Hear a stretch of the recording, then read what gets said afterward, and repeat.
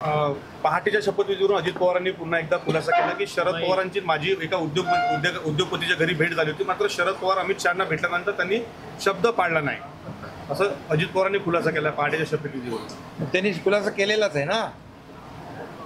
त्यामुळे आता त्यांचा जे काही अजितदादांच्या मागे कोण होतं, शपथ घेण्यासाठी कुणी पाठवलेलं, ते आता अजितदादांनीच खुलासा केला आहे ना. त्यामुळे ही वस्तुस्थिती लोकांसमोर त्यांनी आणलेली आहे. त्यामुळे अजितदादा आणि आता आमच्यासोबत आहेत, महायुतीसोबत आहेत.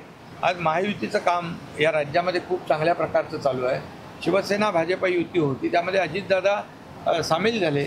आता आपण पाहतोय की 2 वर्षामध्ये या राज्यामध्ये जे काही सर्वांगीण विकास आम्ही करतोय, या सर्व घटकांना घेऊन पुढे जातोय.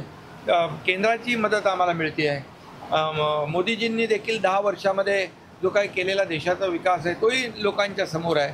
50-60 वर्षात काँग्रेसने जे केलं नाही, किंबहुना पुढच्या 100 वर्षात देखील करू शकणार नाहीत, असं काम मोदीजींनी 10 वर्षात केलं आहे. हे तर सगळ्यांच्या समोर आहे.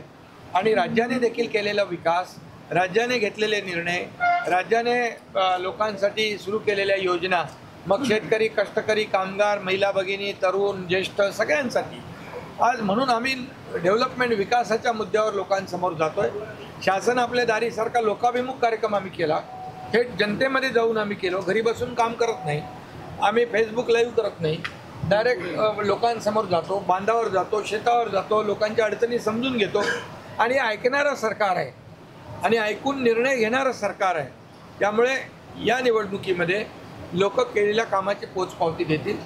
घरी बसणाऱ्यांना नाही तर रस्त्यावर उतरून, फील्डवर उतरून काम करणाऱ्या लोकांना मतदान करतील. इंडियन एक्सप्रेसला दिलेल्या मुलाखतीमध्ये आज माजी मंत्री चंद्रकांत ठाकरे, सुभाष ठाकरे साहेब, चंद्रकांत ठाकरे हे सगळे लोक का येऊन सोबत येत आहेत, याचं कारण की हे काम करणारं सरकार आहे. आम्ही जनतेला ज्या काही सोयीसुविधा, जनतेला न्याय देण्याचं काम करतो.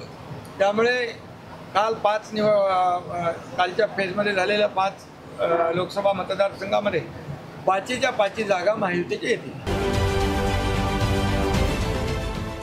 देश विदेशातील प्रत्येक घडामोडींचे लाईव्ह अपडेट मिळवण्यासाठी आता साम टीव्हीच्या सर्व सोशल मीडिया प्लॅटफॉर्मला लाईक, फॉलो आणि सबस्क्राईब करा. तसंच सर्व नोटिफिकेशनसाठी बेल आयकॉन प्रेस करायला विसरू नका.